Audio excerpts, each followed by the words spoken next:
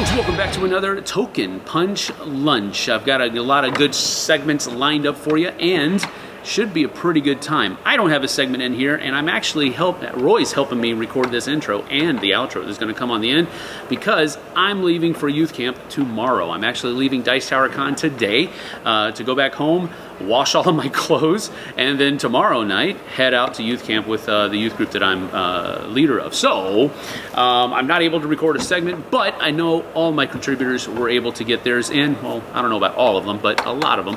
So let's get to that.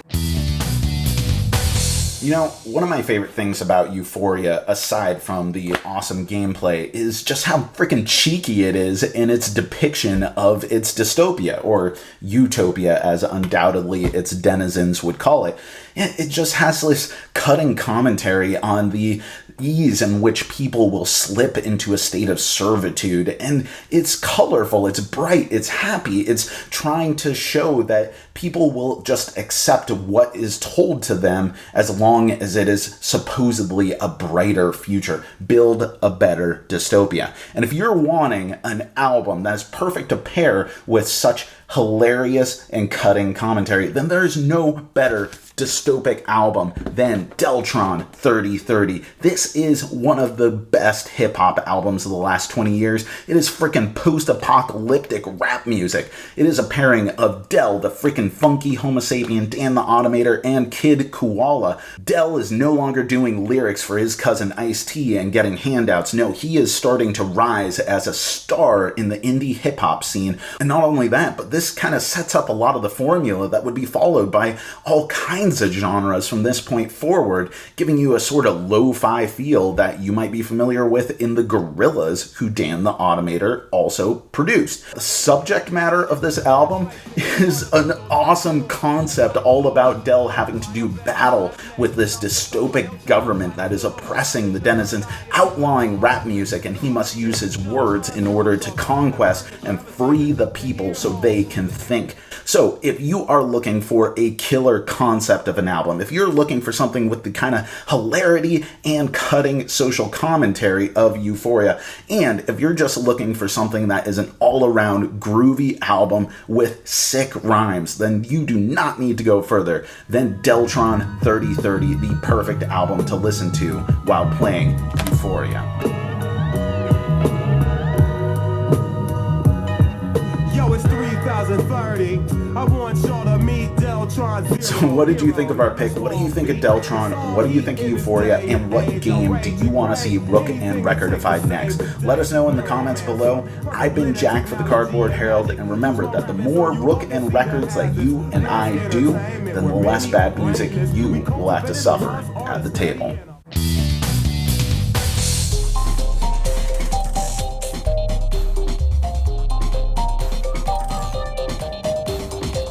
Roy Cannaday. And I'm Sam Healy.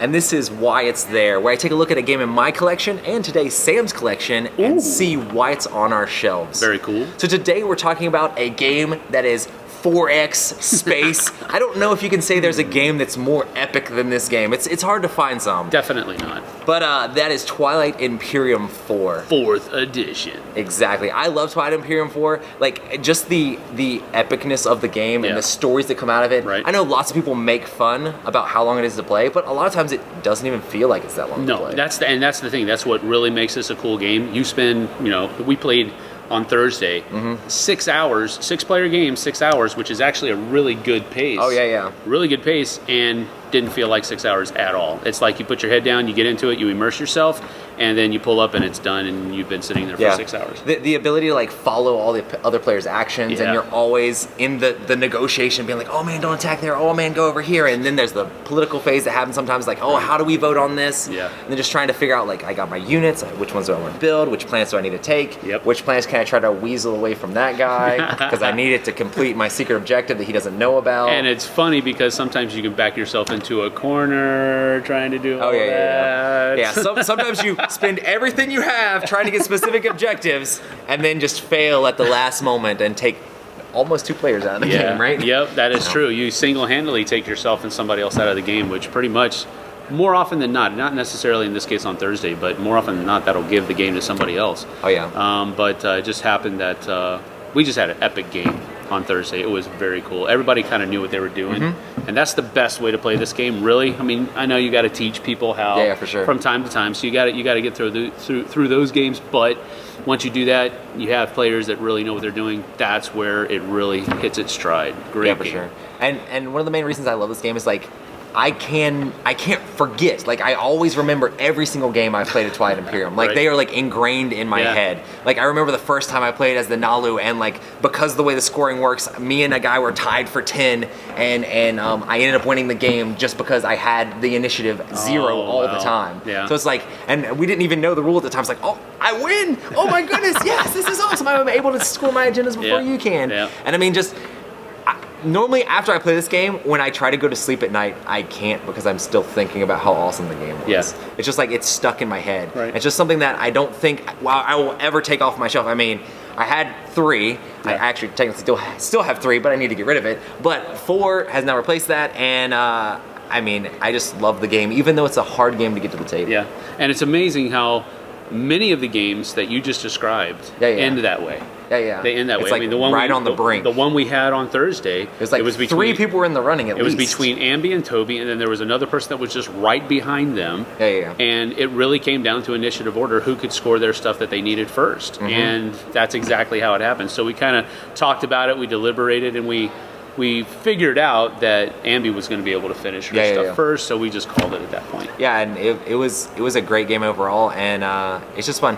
For all those people that say like, oh man, I can never play Twilight Imperium, or I'd never be able to get it to the table, it's one of those games that you just like have to take. You can't take it to a game day. You can't take it to a game night. You have to make it a day and put it on the calendar months in advance. Find people that really want to play with you, and then you can make it happen. Do your research before time too. Watch videos. There's a lot of tutorials that are out there that teach you how to play, and you can read the rule books online.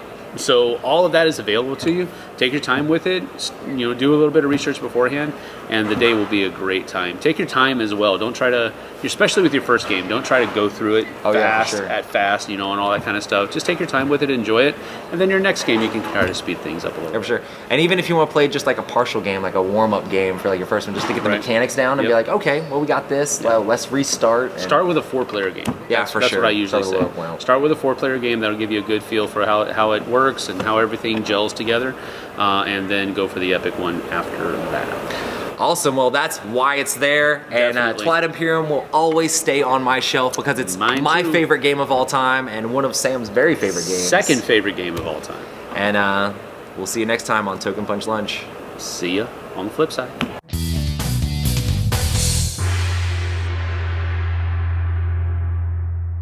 Hello, welcome to Board Game Opinions. My name is Jonathan Hicks. I'm Steve. And I'm Mark. And today our flavour of the month is Decrypto, which is the latest in the sort of codename genre of deduction to a certain extent. It's team-based like codename, so on each team you have one code giver who's trying to communicate, in this case, a numbered clue, but it's all done with this code book, if you like. So we have 4 words that are shown only to our team, and the other team sort of sees their own 4 words, and we're trying to use these 4 words to communicate certain numbered clues to other members of our team.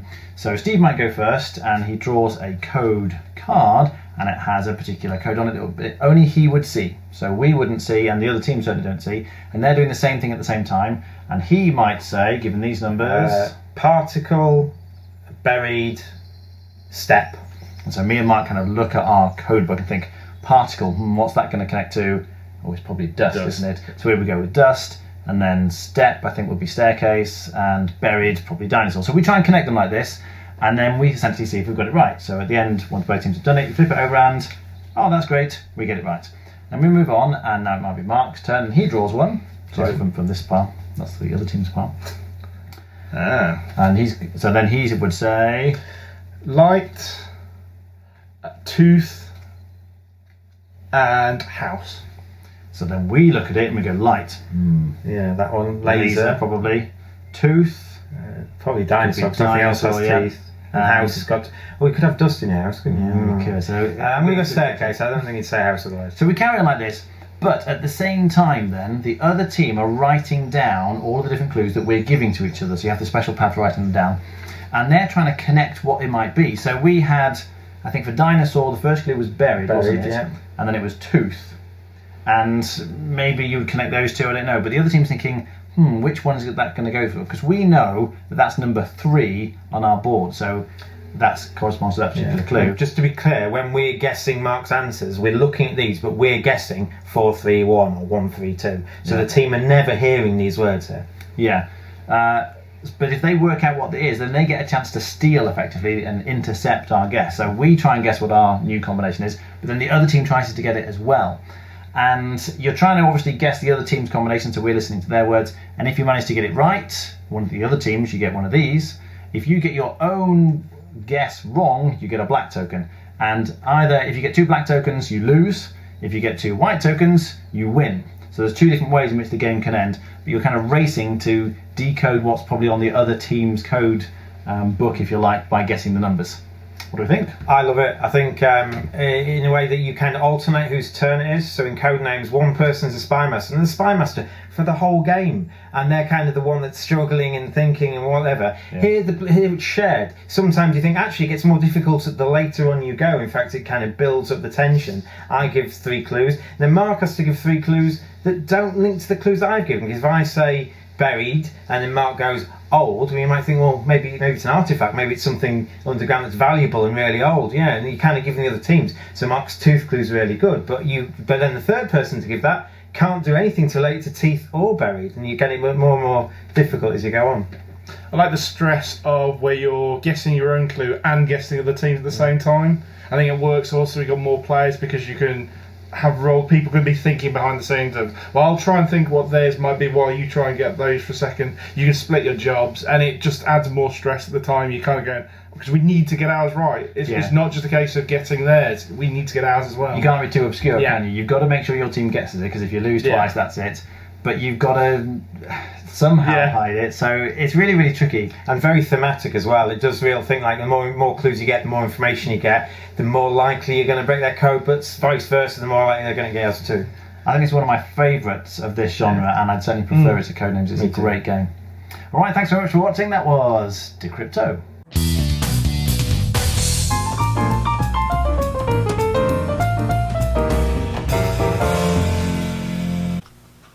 Hey gamers, this is Liz Davidson from Beyond Solitaire, and I'm here to bring you another episode of Solo-Thrash, Amerithrash gaming for those of us who like to play alone.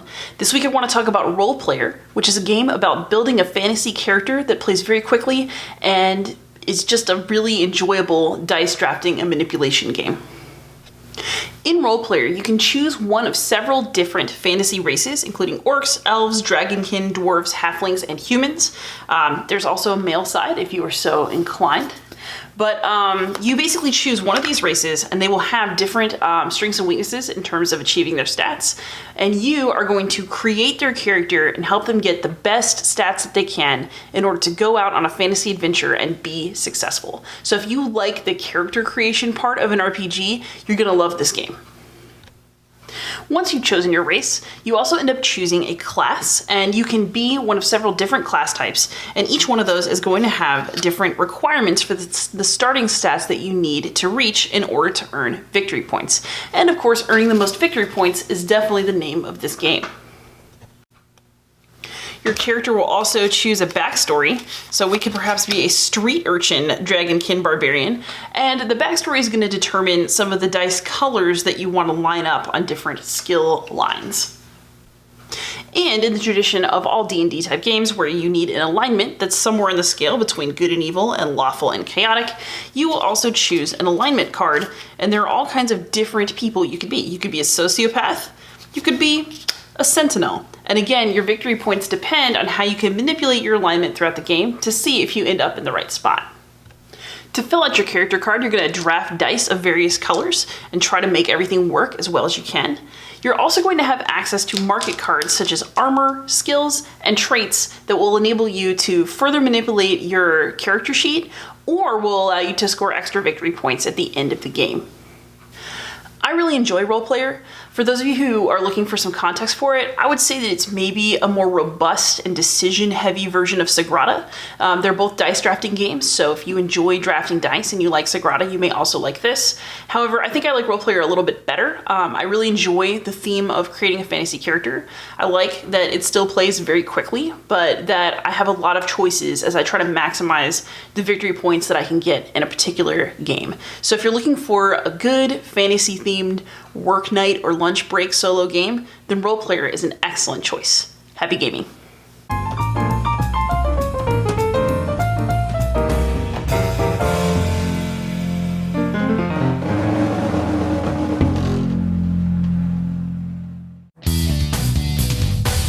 Hey everyone, this is Tim Jennette the Metal Meeple, and this is the Budget Board Game Breakdown.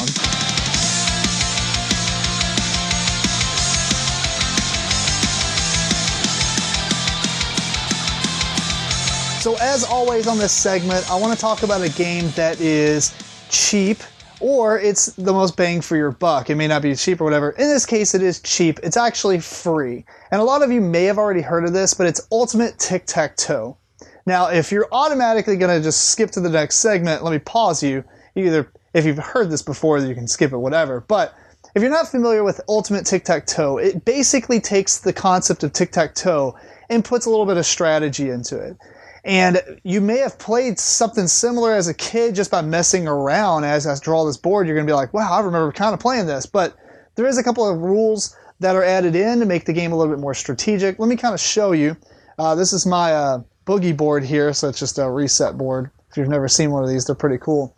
But basically, you're going to start by drawing a tic-tac-toe board, like normal, except for in each cell, you're going to draw a small tic-tac-toe board. Now this is the part that I was saying that as a kid you might be like, wow, we totally did that, right? Because everybody likes to draw a billion tic-tac-toe boards or make like a 20 by 20 tic-tac-toe grid, stuff like that. But there is a little bit of differences here. So what you're trying to do is the same. You're trying to win each cell to get, so XXX, and you would win. So what happens is one player is going to start, and they're simply going to write an X somewhere. So say they choose this right here. This means that the O player has to play in the cell that's on the top left. So they played, X played here, but X actually put an X here, which is the top left cell. That means O needs to play here. O may not want to go here, because if they do, it would force X back into this and they would have a really good setup. So maybe O says this. And now X has to play in this bottom, and they would play, I don't know, maybe they want to play here, so O would be forced up here. And this is going to continue on and on and on until a couple of things happen. One, eventually somebody's going to win a cell, right? Let's just say that happens. They end up winning this entire cell as an X. Anytime any player is forced to go to an already completed cell, they're going to be redirected basically to another. They can choose whichever one they want. So if O gets forced over here, they can choose any other cell that's not completed to make their play. Eventually, if, as the game goes on, somebody's going to win each cell like normal, say this happened, or if, X gets the normal thing, they're going to win the game. So that's pretty much the only difference. I mean, the only difference is you're playing essentially 9 games at once, but you still have a little bit of strategy because you don't want to put somebody else in a cell that's going to give them a good advantage. So the interesting thing about this one is that it's going to force players into making decisions that aren't necessarily the best option for them, right? And then it's going to force another player to go somewhere else. So it's kind of like a see what you can give to possibly gain a lot more just by using that. You make them, force them to go into one cell, but then that might set you up for a couple of moves after that kind of deal. So I do see online there is a couple of ways to play this where they don't do the if you get sent to a cell that's already completed, you don't play at all. That is absolutely terrible. It's broken. There's no way. I mean, it's a just like normal tic-tac-toe where it's solvable. In this case, I don't think I found a way to solve it, or I haven't seen anybody online do any kind of solving. But for the most part, it's pretty fun. If you got a piece of paper and a pen around, it's definitely better than not doing anything. If you're just waiting in line for something or waiting at the airport or whatever, obviously we got phones and stuff now, so we got tons of games. But sometimes a little pen and paper action is what you need. So if If you have other variants of tic-tac-toe that you're interested in, or that you know of, or other ways to play Ultimate Tic-Tac-Toe, please comment below. I'm interested to see what you say. Or send me an email at timjennette@gmail.com. Follow me on the social media handle below. Check out my podcast, Meeplecore, and I'm going to have some more reviews coming up on the Dice Tower, so check them out as well. And until next time, keep on rocking and rolling dice.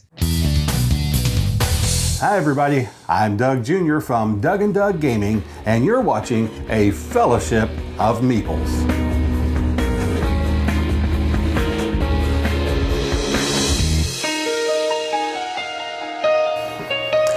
Well, this is the show that talks about the gaming group and the people that make up the gaming group. And today I want to talk to you about a little dilemma we sometimes have, and that is the number of people that show up. Now, in our gaming group, we never know exactly how many are going to be there. And the dilemma is, do we all play one game together, because we like to be together, or do we split up into groups and play games that play 2, 3, 4, 5 people? So what games are there that can support higher player counts? Well, there have been a few that we have come up with and we've really enjoyed in our game group, and I want to discuss some of those with you here today. So let's take a look at Scythe. Scythe is an awesome game that all of us have really enjoyed playing. As is, straight from the box, it plays 5, but there are some expansions and this can take the game up to 7. Now, if you've watched any previous episodes of A Fellowship of Meeples, it may come as no surprise to you that I am a huge Star Trek fan. It was kind of a no-brainer for me to pick up Star Trek 5-Year Mission, and this game can actually play up to 7 people, and we have played this several times with our gaming group, and everyone seems to really enjoy it. You know, I've mentioned before, I have a lot of favorite games. I really like a lot of games, and it's hard sometimes for me to pin down one that's my favorite. But this one truly is one of my all-time favorites. It's Shadows over Camelot. And this game, right out of the box, will play up to 7 people. Now, there is an expansion available. It's called Merlin's Order, that will let you add another player, so you can play up to 8. Now, if you enjoy car racing, particularly Formula 1 racing, there is this game, Formula D. Now, this game, straight out of the box, will play up to 10 people. It's a game that actually requires a little more thought than you might realize at first, but the fact that it plays up to 10 people is pretty good for a gaming group. Now, I have been known to play a zombie game once or twice, and this is quite literally my favorite zombie game of all time, Dead of Winter, a Crossroads game. Now, right out of the box, you can play up to 5 people with this game. There are some expansions, starting with The Long Night. It's called Dead of Winter, The Long Night. This adds some different elements to the game. It's actually a standalone game, but you can combine it with this one. But most recently, my son, one of my sons, Robert, gave me a gift of this expansion. This is Dead of Winter Warring Colonies. Now, this is not a standalone. In fact, you have to have the base game at least, but you really need the base game plus The Long Night. So this expansion right here can take the game player count all the way up to 11 people. Now, that's pretty awesome if you have a large group and everyone wants to play together. If there's a time when everyone wants to play together, there are some good choices of games that have high player counts. Now, you guys probably can think of several games that I missed. These are just a few that we've played. So please let me know by responding in the comments below. Let me know what high player count games that you have found to be good for a gaming group and a lot of fun. So I hope this gave you a few things to think about. I'm Doug Jr. with Doug and Doug Gaming, and until next time, thanks for watching A Fellowship of Meeples.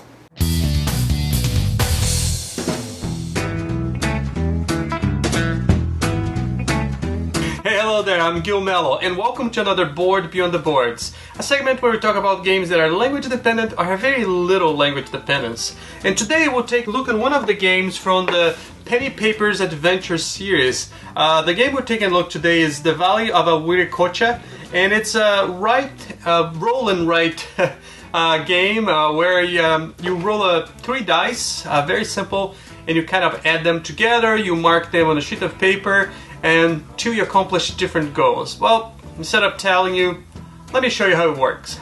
To play The Valley of Wiracocha from the Penny Papers Adventure series, all the players will get a sheet of paper which contains a map and a couple instructions of what you have to accomplish during the game.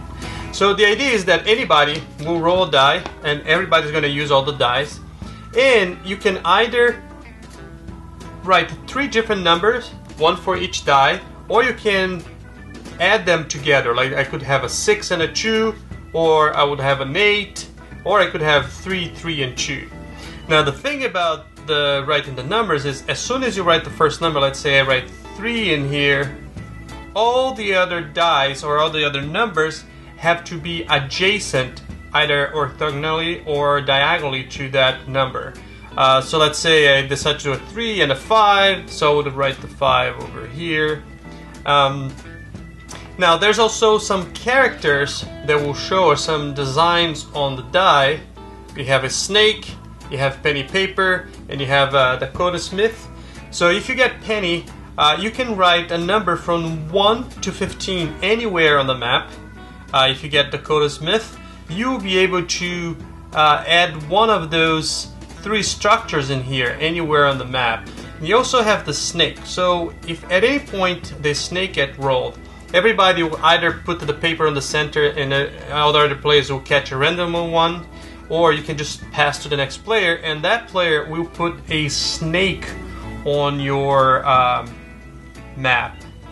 At the end of the game, you will lose the amount of points of the highest number surround the snake.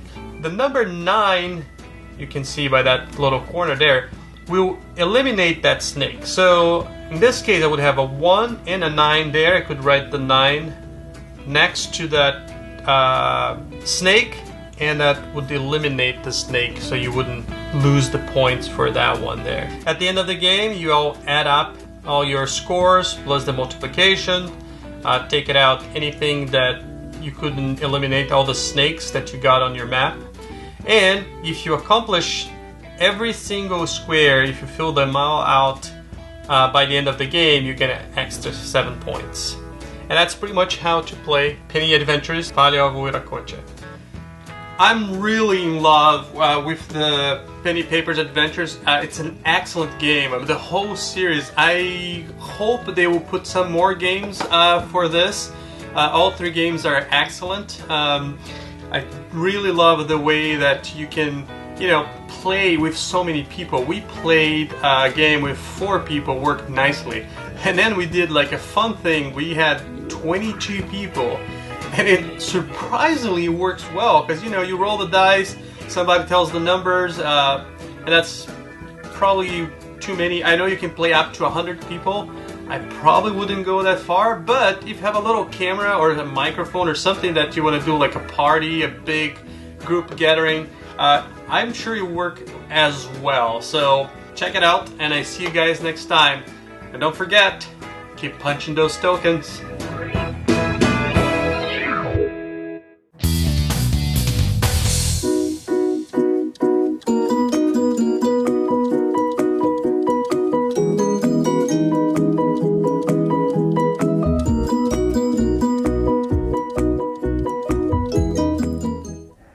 Hey everybody, Even Steven here. Today we're looking at Mars Open Tabletop Golf, where you're going to be flicking your golf ball around obstacles, hopefully into the hole in the fewest strokes possible. Let's get to it. The rulebook gives you a legend for each piece included in the game and gives you a startup 9 holes for beginners and also tips for how to flick the golf ball in different ways.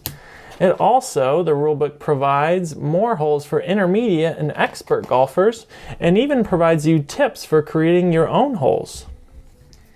In Mars Open Golf, you want to finish 9 holes with the fewest amount of strokes, in which you're going to be placing your golf ball behind the tee line during each hole. You can rotate your golf ball up to 360 degrees, and then you're going to try to flick it towards the hole. Now, in this case, I have hole 1 set up, and there are obstacles in my way, so I'm going to try to shoot straight down, and you may flick the golf ball like this, and it will hopefully go towards the hole. So I'll flick it like this. That way it didn't go very far. And then in turn, I would wait for other people to take their turn. After everyone has had 1 flick, then I would go again. I can rotate my ball any way I'd like.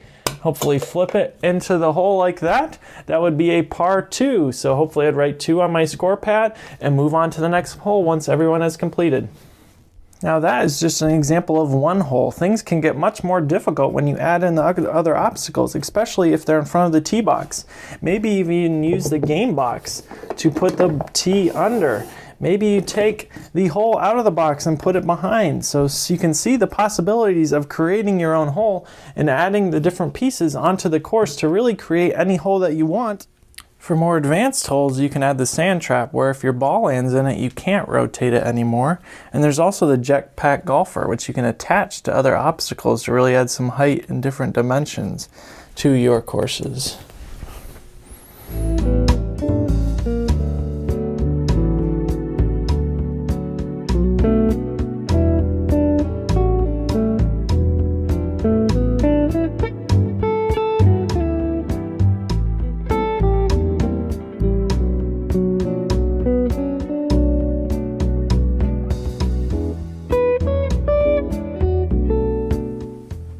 Okay guys, that's Mars Open Tabletop Golf, and I gotta say, we had a blast with this game.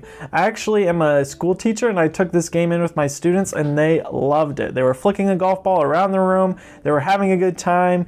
Everyone could play this game, not just the gamers, kids who play games a lot. Anyone could flick that golf ball around the hole. It was a blast. It works well with families. Anyone can play this game. The table presence of this game is also amazing. When it's set up on the table, people are going to walk by and say, "What is that?" And then you'll flick the golf ball and immediately they'll be entranced. Also, for gamers who really want to get into this game, you can curve that golf ball in different ways depending on how you flick it. You can also really make it easy if you want to have the hole without a lot of obstacles on it, or if you want to make it hard, you can set up multiple obstacles, maybe even on 2 different tables you can set up holes where you have to flick in between it. The possibilities are endless with this game. It's really a sandbox game that they give you the tools to create whatever you want. Keep an eye out for this game. This is a great family game that you will want to add into your collection. We'll see you next time, guys.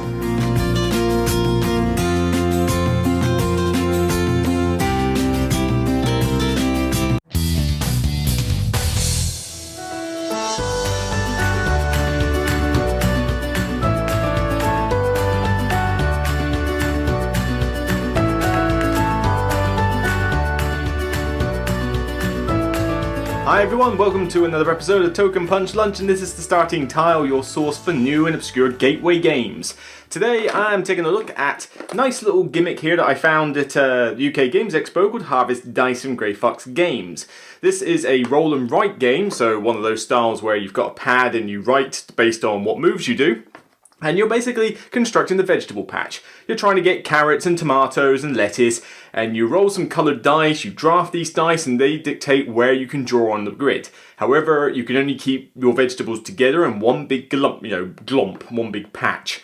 And the idea is that you're trying to be as efficient as you can with the dice you draft, screw over other players, and if you can't place a veg, then you feed it to your piggy, little Pip, and he eats all the pips, and you can get some special abilities and points that way. As the game goes on, certain vegetables become worth more points than others, depending what dice are left, and once you're done, you just total up the points, and that's it. Pretty simple fare, and this cost me, I think, £9. It was really cheap at the expo. Now, I usually have a bit of trouble trying to get these videos to stay under 4 minutes, so I'm going to use a new system that I dictate, easy. Yep, gateway games are supposed to be easy for anybody to get into the hobby, and so my acronym? Yep, that I'm using is easy. So E stands for ease of play. How easy is this to actually play?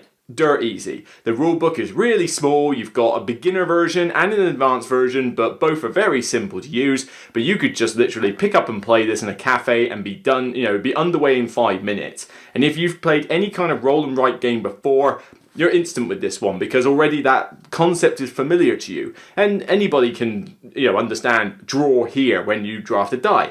But there is some, tactics involved in which dice you should draft at one particular time. So some people might maybe take one game to figure those sort of nuances out. But other than that, this is a dirt simple one to do. Aesthetics. That is what A stands for, and it's cute and it's colourful. This is done by Danny Devine. He also did Topiary, which is another recent game, and his artwork is very cute and colourful. The pads are decent quality. The dice are nice. They're 3 different colour dice. They're quite small, but they're decent colours. You've got a pig marker for your first player token, and just generally it looks very pleasant and almost kind of zen-like in appearance. And S stands for scalability. Does it work with all player counts? In this case, yeah, like a dream. It caters for 2 to 4 players, and basically it just dictates how many dice you choose each round and how many dice there are, etc. And that's pretty much the deal. It's certainly more of a case that you might have to consider, it's going to take a while to come back round to me, so maybe I can't choose that. Maybe I should think about which dice I could use as a backup maybe. But 2, 3 or 4 players, I've enjoyed this, and it takes less than 20 minutes to play a game. Even with the 4 players, it's maybe 30 minutes tops if someone's slow. But generally, yeah, this scales perfectly fine from 2 to 4 players. And then finally, why? And this was a hard one to come up with a reason for. This is what I call the yawn factor. The yawn factor is basically, how replayable is it? Are you going to get bored with it? Are you going to figure it all out over time? With this one, I don't think so. I mean, you're not going to play this like 20 times in a row. You're going to play this as a little filler game to get started on a night. There's plenty of score sheets here to keep track. It's just, I feel I always want to play this as a cute little filler, takes up no time at all. This is my chosen roll and write game. Granted, you've got the advanced mode as well, so you can add a little bit of extra oomph to the game if you're used to it. But yeah, I think this will keep you going for a good long time. So that's all I have to say really on Harvest Dice. If you like what you see, check out my channel and subscribe to the show. Failing that, I hope you're enjoying your lunch, and I'll see you on the next Token Punch Lunch Starting Tile episode. Take care, and enjoy your day. So that's that for another episode of Token Punch Lunch. I want to thank you for taking time out of your busy schedule to spend some time watching us just talk about stuff that we really enjoy. And I want to thank all of my contributors for all of the hard work that they put into all of their segments. That is what makes this show possible. Special thanks to Roy for recording these intros and outros for me, because that was a lifesaver. But anyway, hey, until next time, have fun gaming, and we will see you guys on the flip side. Take care.